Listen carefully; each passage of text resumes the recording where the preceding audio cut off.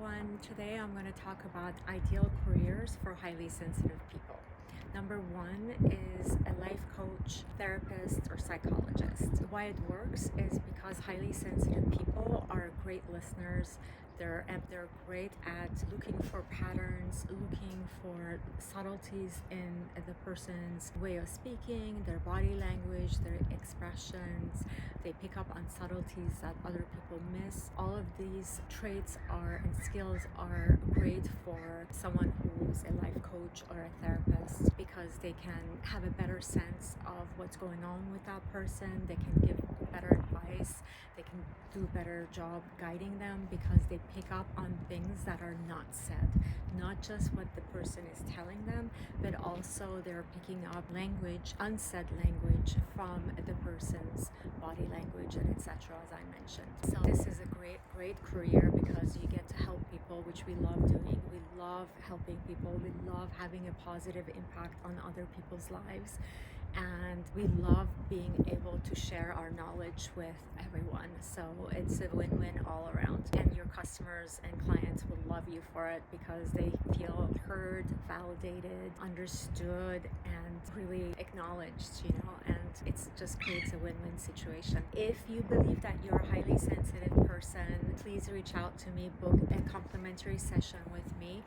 And the link is in my bio. I specialize in working with highly sensitive people and help them turn their burden into their superpower. So I love to hear from you. And then the next that I recommend is a writer or editor.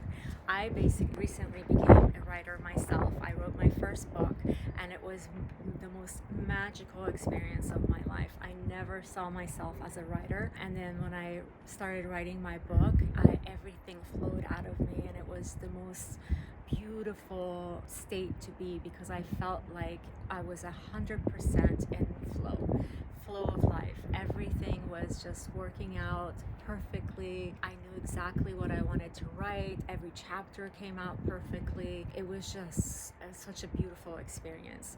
Same thing goes for an editor. So you don't have to be necessarily the person who's doing the writing yourself. You could be editing somebody else's work, and that really is great too because you are able to help someone who may not be a great writer but has a good story to tell, and then you'll be able to help them produce a really meaningful book that's well written. And why this works is because writing allows highly sensitive people to express their creativity and express their inner world. And because we're very deep thinkers and we process everything on a very deep level, we are able to bring that story into life so that it resonates with people and people can basically they get drawn to what we have to say and the stories that we're telling. So it brings in our depth of processing, the way that we like to reflect on the things that go on in the world and in our world ourselves. And it also allows that solitude and flow, which are both ideal for a highly sensitive person. We really like to work independently. We also do well working with others, but we thrive working independently and being able to set our own hours, work whenever we want to, have flexible hours, take the time in between to regulate our nervous system. All of that is really ideal for this type of a role. And then a creative professional such as an artist or designer or a musician, why this fits is because highly sensitive people tend to be very, very creative people. They tend to see things from a very different way, and they can pick up subtleties that other people miss.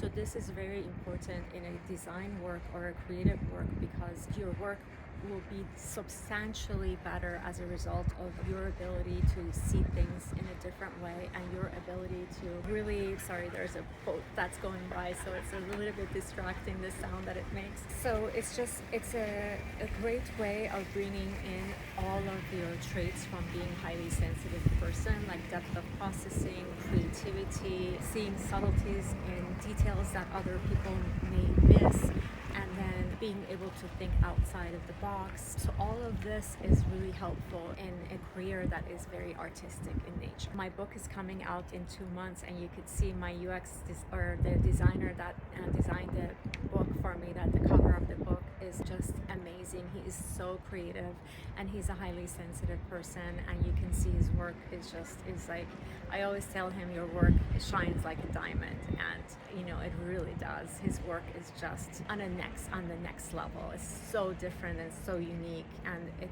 really stands out. And then next is a researcher or someone in the academic field.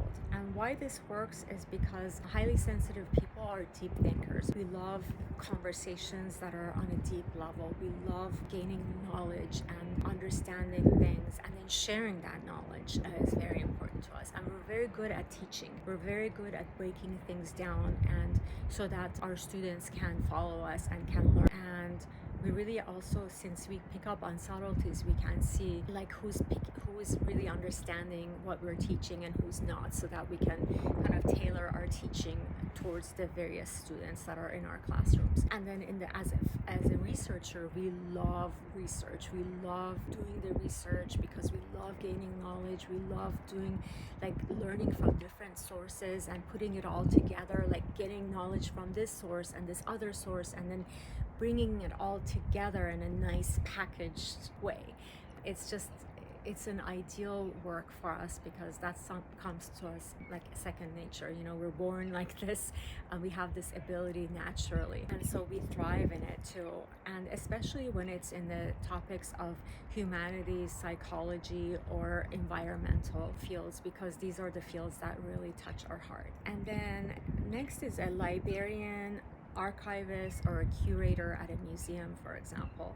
The reason that this works is because these are quiet and very structured environments, and again, it allows for intellectual engagement, deep conversations, and it combines that with the very peaceful environment, so it doesn't overstimulate us. Yeah, and then also highly sensitive people thrive in environments where we can bring order, knowledge, and engage deeply. Those are the three things that we love. So that's something that you could get from either being a librarian or a curator at a museum. And then the next one is anything that has to do with animal care or nature-based work. So becoming a vet, for example, it's such a rewarding career.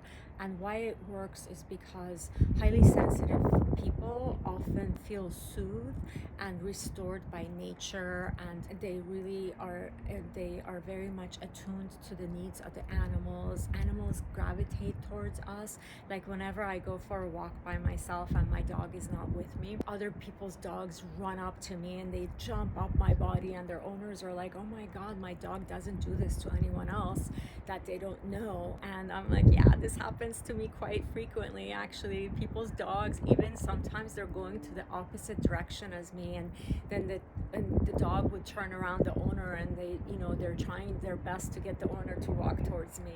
And when I see that, I smile so big, because it just really warms my heart that this animal who doesn't know me is gravitating towards me. And it's just because they're picking up on my energy, and they know that I love them. They know that I want to have an interaction with them. So they just know that instinctively. So a career as a vet or a wildlife conservationist or forest therapy, those are all great careers to have. And then lastly is a healer or a holistic practitioner. This fits because we're often called to energy work and to work with guiding people spiritually or on an energetic level, and really honing in on our intuition and on our internal wisdom, and the fact that we love healing and helping others. It's a really great way of putting all of our traits in a nice little package together. And also our compassion and empathy also goes very well with this type of career. And then some criteria that I always recommend to my clients when they're thinking about their careers, or if they want to shift their careers, what I tell them to do is make make sure that you consider these criteria. One is quiet or emotionally safe environments. So you don't want to be in a toxic environment, because as a highly sensitive person, not only is your nervous system impacted by that, but your empathy is on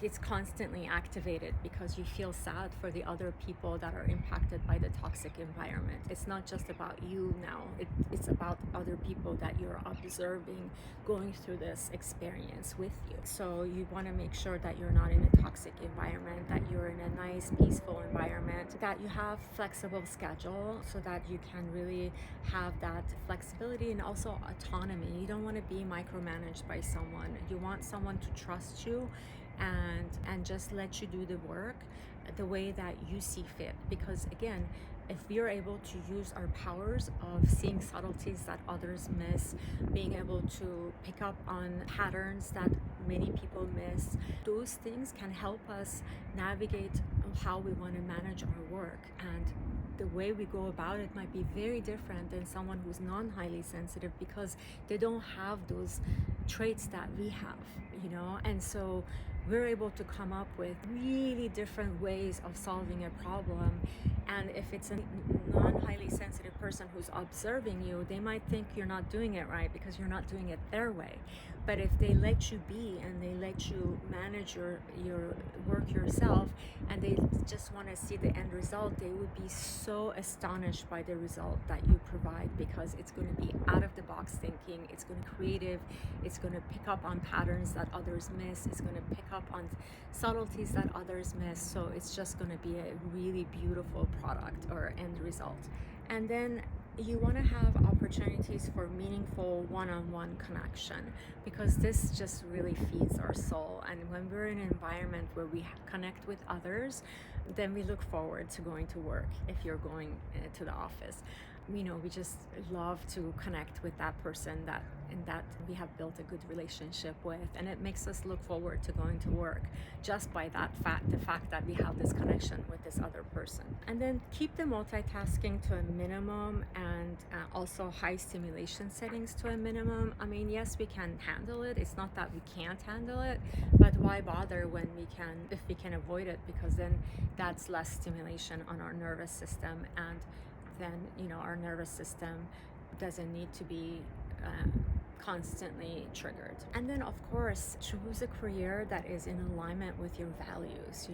It's so important for us to be in a career where our values are in alignment and are honored, because the last thing you want to do is work somewhere where you're not in alignment with the values of the company and they actually go against your value system, because we're not able to tolerate that type of behavior, especially if it's not a good one. If it's a toxic behavior, or if they're using other people or walking all over someone to get to the level they want to be in, it's really not something that is good for our souls. We don't like that kind of behavior and we don't tolerate it. And then what I also like to tell my clients is, when you're looking for a job, ask yourself these questions. Ask yourself, where do I feel most like myself?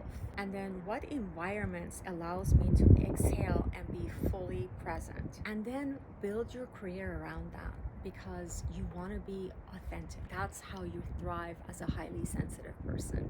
Anytime you have to pretend or mold to a specific role to fit in, you will not be able to be at your best. You can be successful, but you can be even more successful if you're in alignment with who you are at your core. I hope this video resonated with you and you found it helpful. If you would like to work with me, there is a link in the description and book a complimentary session with me. I would love to work with you. If you like this content, please like it and subscribe to my channel. I'll see you in the next video. Thank you.